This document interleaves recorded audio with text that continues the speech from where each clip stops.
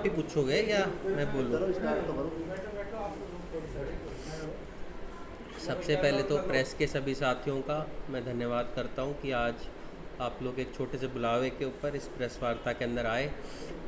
जैसा कि आप सभी जानते हैं, परसों कांग्रेस पार्टी ने यहाँ से प्रत्याशी राज बब्बर जी को बनाया है। उसी के संदर्भ में हम लोगों ने हमारी कार्यकर्ता बैठक यहाँ पर रखी थी।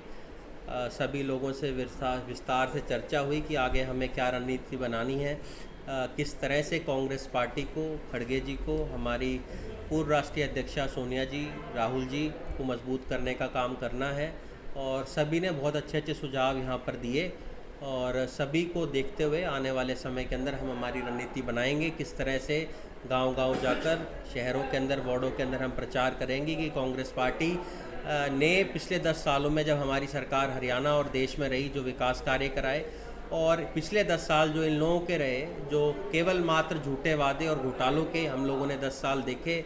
पिछले 10 साल आप लोगों ने भी देखे, रेवाड़ी के अंदर कोई विकास ना होना, चाहे आपकी यूनिवर्सिटी जो है आज उसकी खस्ता हालत हो चुकी है। दोनों हमारे बस स्टैंड, चाहे रेवाड़ी का हो, धारड़ा का हो, अब तक नहीं बन पाया। जो बहुत बड़ी समस्या हमारी धारड़ा के अंदर गंदे पानी की है, उसका समाधान आज तक नहीं हो पाया है। हम लोगों ने देखा लगातार 10 साल इन लोगों ने जुमले दिए कि भाई रेवाड़ी के अंदर एम्स बनेगा, वो एम्स नहीं बन पाया।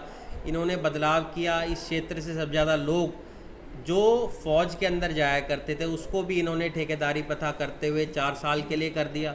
और जिस प्रकार से इनके अपने सांसद ये कहने लग रहे हैं कि अगर हमारी सीटें आ गई अब की बार तो हम संविधान को बदल देंगे। ये संविधान बाबा साहब ने बनाया था। इसको बनाने के अंदर कितने लोगों के कहने के सुझाव थे। आज हमारा देश जो सभी वर्गों को साथ लेकर चल रहा है, उसके अंदर सबसे बड़ा योगदान अगर किसी चीज़ का है तो वो बाबा साहब का है, जिन्होंने इस संविधान को बनाया। आज मुझे लगता है कहीं ना कहीं ज़रूरत है हम सब लोगों को, जो कांग्रेस पार्टी के कार्यकर्ता हैं, कि देश भर के अंदर जाएं, कांग्रेस पार्टी को और मजबूत करने का काम करें। आप लोगों ने भी देखा होगा जब हरियाणा के चुनाव थे तब लगातार एक प्रचार ये लोग करा करते थे 75 पार का। अभी चुनाव शुरू होने से पहले इन्होंने बहुत प्रचार किया 400 पार का। पर हम लोगों ने जिस प्रकार से देखा, 2 अभी फेज़ों के चुनाव हुए हैं, उसके बाद लगातार आज आप लोगों को 400 पार के जो नारे हैं वो इनके नारों से गायब होते नज़र आ रहे हैं। ये दर्शाता है कि लोगों के अंदर भारी रोष भाजपा के प्रति आज है। और मुझे लगता है इसी को देखते हुए हम लोगों के बीच में जाएंगे, अपने मुद्दे रखेंगे। जो विकास कार्य कांग्रेस पार्टी ने यहाँ पर किया था, आप सभी जानते हैं, कैप्टन साहब ने बहुत मेहनत यहाँ पर 2019 के चुनाव में भी की थी। करीबन हमें 5 लाख मत तब आए थे और विपरीत हवाओं के अंदर भी दूसरे नंबर पर सबसे ज़्यादा मत अगर किसी को मिले थे तो कैप्टन साहब को मिले थे।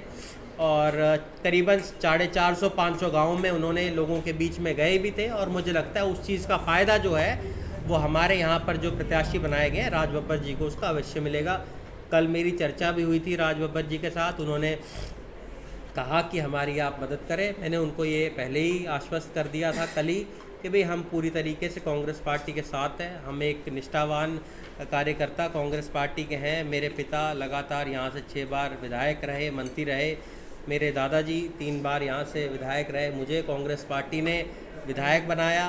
पिछले दिनों में 2010 में प्रदेश अध्यक्ष के रूप में काम किया, फिर राष्ट्रीय सचिव भारतीय युवा कांग्रेस के अंदर बनाया और अभी ताज़ा में राष्ट्रीय सचिव भारतीय राष्ट्रीय कांग्रेस के अंदर बनाया है। तो मुझे लगता है हम सब लोगों की एक ही इच्छा है कि यहाँ से 10 की 10 सीटें कांग्रेस पार्टी जीते।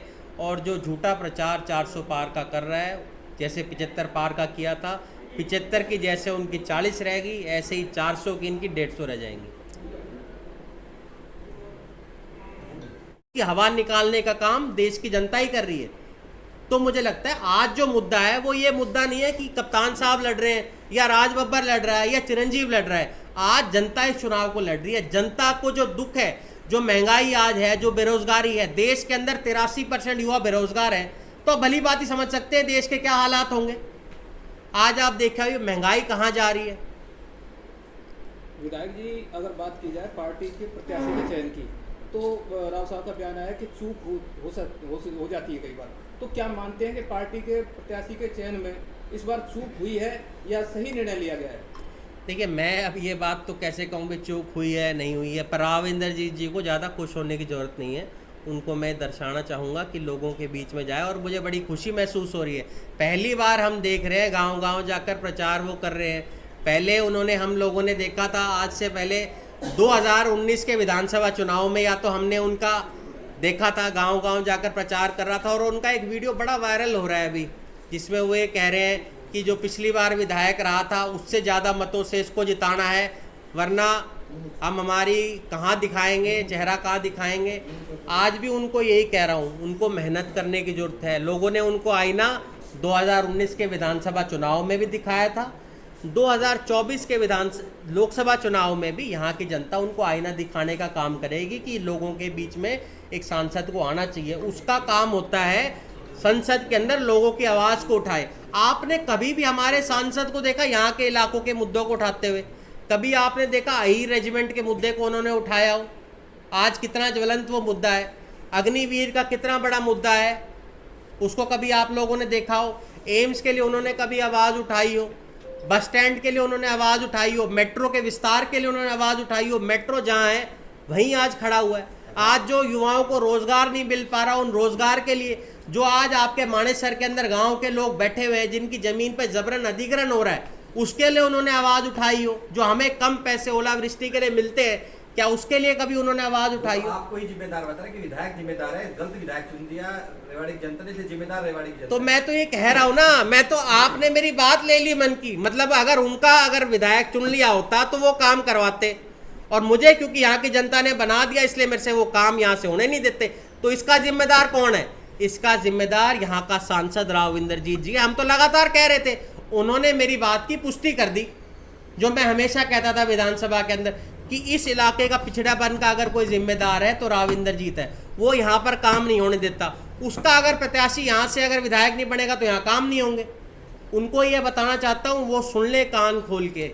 यहाँ की जनता जाग गई है। आने वाले समय में यहाँ के लोग, कप्तान साहब की पूरी टीम उनको आईना दिखाने का काम करेगी। यहाँ के हर गांव से, यहाँ के हर वार्ड से उनको हम हरा कर भेजेंगे। और जो जनता के ऊपर एक उम्मीदवार, जो बाहरी उम्मीदवार है ये राव इंद्रजीत जी, उसको बाहर करने का काम, इनको वापस वहीं दिल्ली भेजेंगे जहां इनको रहने का शौक है। विधायक जी, जिस तरह से कप्तान साहब की टिकट कटने के बाद कप्तान साहब ने कहा कि अब मैं बिल्कुल फ्री हूँ, चिरंजीव राव सक्रिय राजनीति करेंगे, तो क्या कप्तान साहब राज बब्बर के लिए वोट मांगेंगे? देखिए, कप्तान साहब ने कभी ये नहीं कहा कि मैं राजनीति से संन्यास ले रहा हूँ। मैंने तो कहीं सुना नहीं है उन्होंने कहा। उन्होंने ये कहा फ्री हूँ। फ्री का मतलब तो कई हो सकते हैं जी। आप ओबीसी के चेयरमैन हैं, अगर वो यहाँ से चुनाव लड़ते तो वो यहीं तक सीमित रह जाते। अब वो फ्री हैं प्रचार करने के लिए। वो देश के किसी भी कोने के अंदर जाएं, चाहे कर्नाटक में चुनाव हो, राहुल जी को अगर टिकट मिलती है उत्तर प्रदेश तो उत्तर प्रदेश जाएंगे, अगर उनको मौका मिला तो वो और जाएंगे। हो सकता है वो सिरसा जाए प्रचार करने, या हो सकता है और जितनी जगह है। कार्यकर्ताओं में जो मायूसी थी तो कहाँ दूर हो पाएगी वो मायूसी? मुझे लगता है इतनी ज़्यादा जोश तो मैंने हमारे कार्यकर्ताओं में आज से पहले कभी नहीं देखा। हमारे सारे कार्यकर्ता आज बहुत खुश थे। ये देखिए, टिकट मिलना ना मिलना एक अलग बात है। आज बात मेन ये है कि हम सब लोग इकट्ठे रहें। इकट्ठे होकर हम लोगों को आवाज़ उठानी पड़ेगी एक ऐसे व्यक्ति के लिए जो हर बार हमारे ऊपर थोपा जाता है, जो हमारे लिए कुछ नहीं करता। अभी मैं देख रहा था, रामपुरा के साथ में गांव है, वहाँ एक कार्यक्रम हुआ था। वहाँ पर उनसे पूछा गया, वहाँ के बच्चों से, नौजवान बच्चों से, कि भाई आपका सांसद कैसा लगता है? बोला हमारा सांसद हमारे बीच में आता ही नहीं है। एक ऐसे व्यक्ति को आप कैसे वोट दे सकते हो जो आपके बीच में नहीं रहता? सांसद आपका वो होना चाहिए जो आपके बीच में रहे। और राज बब्बर जी ने बड़ी फिल्में करी है, उनमें उनके जो रोल होते हैं वो हमने हमेशा देखा है टीवी पे। ये तो खुश नसीबी है यहाँ की जनता की और हम सब की कि भी वो लोगों के बीच में आएंगे, उनको आमने सामने देखेंगे। और कप्तान साहब की फौज तो वैसे ही तैयार है काम करने के लिए। आपने कहा कि राव साहब में घमंड है, अभी आप अपने स्पीच में भी कह रहे थे। काप निवास या फिर डॉक्टर